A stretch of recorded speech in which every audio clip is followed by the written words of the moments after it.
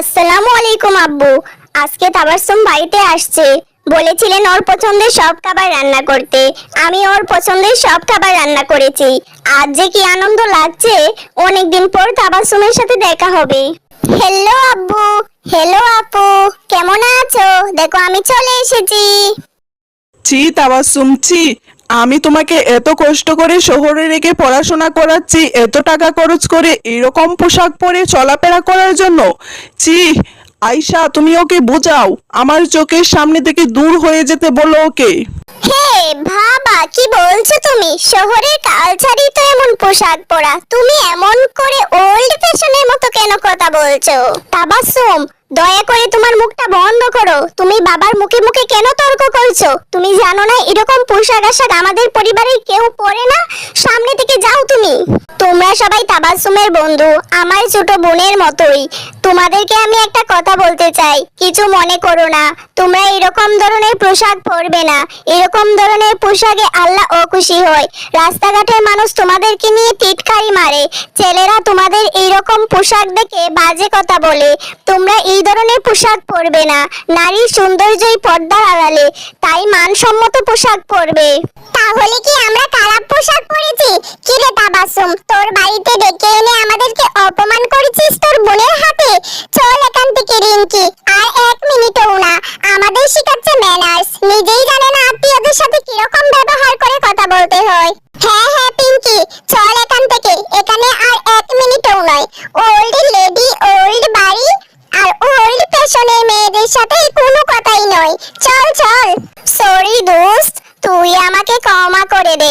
আমার আপু একটু পুরনো টাইপের মেয়েদের মতোই, আগেকার মহিলাদের মতোই শুধু উপদেশ দিতে থাকে। সরি। হেই বন্ধু, গ্রামে দেখ না কি হট দুটা মেয়ে এসেছে। শহরেই এমন বিনা পয়সায় হট হট মেয়ে দেখা যায়, গ্রামেও আজকাল দেখা যাচ্ছে। হে হে। হ্যাঁ রে বন্ধু, দুটার ফিগারটা দেখ না কি সুন্দর, দেখলে মনে হয়। ও সুন্দরীরা, সিট পাকা আছে, আমাদের কি হবে? আয়শা, তোমার নানা নানুকে আমার সালাম দিও, আর সাবধানে যেও। আর তাবাসসুমের ব্যাপারে কি বলবো, আমার বলার মতো কোনো ভাষা নেই। ও নিজের চরিত্র যখন পাল্টাবে না, ওর সাথে আমার কোনো কথা নেই। তুমি সাবধানে যেও।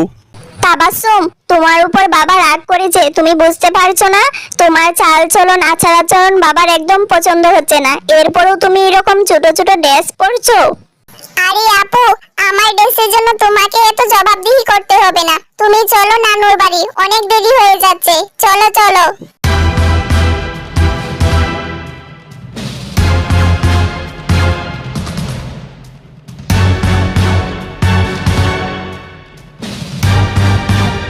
হ্যাঁ লেডি, তোমার শরীরটা দেখে আমি জাস্ট পাগল হয়ে যাই। তোমার এত সুন্দর শরীর। এইসব কি করছো তুমি আমার সাথে? সরো এখান থেকে, দূরে যাও। থামো তোমরা, তোমরা এটা কি করছো?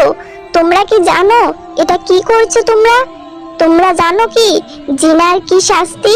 তোমরা একা একটা মেয়েকে রাস্তায় পেয়ে তাকে বাজেভাবে স্পর্শ করছো, বাজেভাবে তাকে নিয়ে টিটকারি দিচ্ছ, বাজেভাবে তাকে দেখছো। তোমরা কি জানো তোমাদের মুখ, হাত, তোমাদের চোখ সবকিছুর জিনা হচ্ছে? আল্লাহ কেন মানুষ সৃষ্টি করেছে? তার ইবাদত করার জন্য, তার জমিনে দাঁড়িয়ে এরকম অপকর্ম করার জন্য নয়। আর যদি তোমার মায়ের সাথে, তোমার বোনের সাথে কেউ এরকম করতো রাস্তাঘাটে, তোমার কেমন লাগতো? ও তো কারো বোন, কারো মেয়ে। আমাদের প্রিয় নবী হযরত মুহাম্মদ সাল্লাল্লাহু আলাইহি সাল্লাম বলেছেন, কোনো বেগানা নারীর দিকে যদি একবার দৃষ্টি পড়ে, তাহলে দৃষ্টি নামিয়ে নিতে, দ্বিতীয়বার আর না তাকাতে। আর তোমরা কিনা এখানে রাস্তায় দাঁড়িয়ে, কি বলবো তোমাদের, সত্যি বলতেও লজ্জা লাগছে আমার।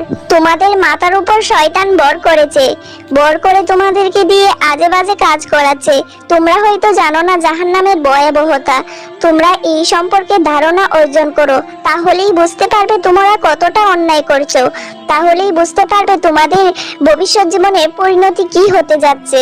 এখনো সময় আছে, আল্লাহর কাছে তওবা করো, আল্লাহর কাছে ক্ষমা চাও, শয়তানের কামনা বাসনা থেকে দূরে থাকো। এমন ড্রেস পরে আসলে তো ছেলেরা রাস্তায় এমন করবেই, এটাই তো স্বাভাবিক। আপনাকে দেখে তো আমরা এমন করছি না, উনাকে দেখে এমন করছি, কারণ উনি তো এইটারই যোগ্য। হ্যাঁ, ও এমন ড্রেস পরে বের হয়েছে বলেই তোমরা এমন করছো, আমি মানছি, কিন্তু ও ভুল করছে, ওর পাপের শাস্তি ও পাবে। তাহলে তোমরা যে এমন করছো তোমরাও তো ভুল করছো, তোমাদের পাপের শাস্তি কে পাবে? তোমরাই তো পাবে। তোমাদের নিজেরটা নিজেরই বুঝতে হবে, শুধু অন্যের দোষ দেখে দেখে চললেই হবে না, নিজের চরিত্র ঠিক করো। আমাকে ক্ষমা করে দাও বোন, আমার অনেক বড় ভুল হয়ে গেছে। আমি আমার নিজের ভুল বুঝতে পারছি। আমি ওর সাথে আজকে হয়তোবা তুমি না থাকলে খারাপ কিছু করে ফেলতাম। আমাকে ক্ষমা করে দাও, আমি আর কখনো কোনো মেয়ের সাথে এমন করব না। আপু, তুমি আমাকে ক্ষমা করে দাও। আজ তুমি এখানে না থাকলে না জানি আমার সাথে কি হয়ে যেত। আমাকে তুমি মাফ করে দাও। আমি বাবার কোনো কথা শুনিনি, তোমারও কোনো কথা শুনিনি, আমি ভুল করেছি। আমাকে ক্ষমা করে দাও। আমি আর এরকম পোশাক কখনো পরবো না। আমি এখন থেকে তোমার মতো পর্দার সহিত চলাফেরা করব, হাত মোজা পাও মোজা ব্যবহার করব বাহিরে গেলে। তুমি আমাকে ক্ষমা করে দাও। ঠিক আছে তাবাসসুম, তুমি নিজের ভুল বুঝতে পেরেছো, এটাই অনেক। তুমি কি জানো, আমাদের দেশে 100%-এর মধ্যে 80% মেয়েই দর্শিত হয় নিজের চলাফেরা, নিজের পোশাক আশাকের জন্য। পর্দার সহিত থাকলে ছেলেরা কুনজর দিতে পারে না, কুমন্ত্রণাও দিতে পারে না, কিন্তু পর্দা থেকে বেরিয়ে আসলেই ছেলেরা কুনজর ও কুমন্ত্রণা দিয়ে মেয়েদের সাথে খারাপ অশ্লীল আচার আচরণ করে। তুমি নিজের ভুল বুঝতে পেরেছো, এতেই অনেক। আল্লাহকে অনেক অনেক ধন্যবাদ। আমার বোন ইমানের পথে ফিরে আসবে। পর্দাই নারীর ভূষণ। নারীদের নিজের সম্মান নিজেকেই রক্ষা করতে হয়।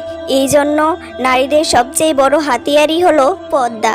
আপনাদের যদি আমার ভিডিওটি ভালো লেগে থাকে, লাইক কমেন্ট সাবস্ক্রাইব করবেন। ধন্যবাদ।